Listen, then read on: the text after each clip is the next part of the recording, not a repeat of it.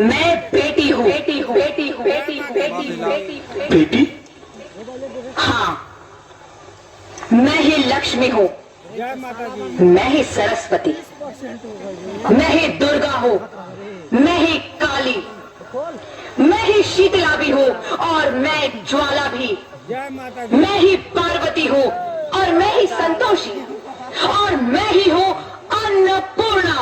आप सब? हाँ, ब्रह्मा जी ने हम सबको मिलाकर ही बेटी को बनाया ताकि मैं लक्ष्मी बनकर तुम्हें सुख समृद्धि दूं, मैं सरस्वती बनकर तुम्हें ज्ञान दूं, मैं पार्वती बनकर तुम्हें स्वाभिमान दूं, दुर्गा बनकर तुम्हें शक्ति दूं, काली बनकर तुम्हारे दुखों का नाश करूं, शीतला बनकर तुम्हारे जीवन में शांति लाऊं, ज्वाला बनकर तुम्हारे जीवन में रोशनी लाऊं और अन्नपूर्णा बनकर तुम्हारी जिंदगी को खुशहाल बनाऊं। और तुमने हमारी जिंदगी को कोख में ही खत्म कर दिया। हमारा कसूर क्या था? अरे हम तो तुम्हें कुछ देने ही आ रहे थे, क्योंकि तुम ही हमारे मंदिरों में आते हो, झोले फैलाते हो और तुम ही कोख में हमारी कब्र बनाते हो। तुम जैसे लोगों को हमारे मंदिरों में आने का कोई हक नहीं है, जो मंदिर में आकर चुनरी उड़ाते हैं और कोख में ही हमारी बलि चढ़ाते हैं। हम तुम जैसे लोगों के घर अब कभी नहीं आएंगी, कभी तुम जैसे लोगों पर खुशियां नहीं बरसाएंगी, कभी नहीं। मुझे माफ कर दो, मैं डर गया था, मैं आजकल के हालात देख के डर गया था।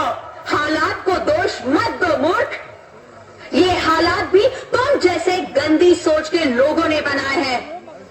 अगर इतना ही डर था तो अपनी माँ को क्यों नहीं मारा, अपनी बहन को क्यों नहीं मारा, अपनी बीवी को क्यों नहीं मारा, हमें क्यों मारा? डर तुम्हें लग रहा था तो तुम मरते, हमें क्यों मारा? बेटे के मुंह में, क्योंकि बेटा वंश चलाता है। अरे मूर्ख, अगर बेटा वंश है तो बेटी अंश है, अगर बेटा आन है तो बेटी गुमान है, अगर बेटा दवा है तो बेटी दुआ है, अगर बेटा गीत है तो बेटी संगीत है, और अगर बेटा भाग्य है तो बेटी भाग्य विधाता है। यह सबको मां चाहिए, बहन चाहिए, बीवी चाहिए, मगर बेटी क्यों नहीं चाहिए? जबकि ओस की पूंज सी होती है बेटियां, माँ बाप को जरा सा भी दर्द हो तो रोती है बेटियां। रोशन करता है बेटा सिर्फ एक कुल को, दो दो कुलों की लाज ढोती है बेटियां। फिर भी किसी को नहीं चाहिए बेटियां। क्यों नहीं चाहिए बेटियां? है किसी के पास इस बात का जवाब? बेटियां क्यों नहीं चाहिए? हमारा क्या कसूर है?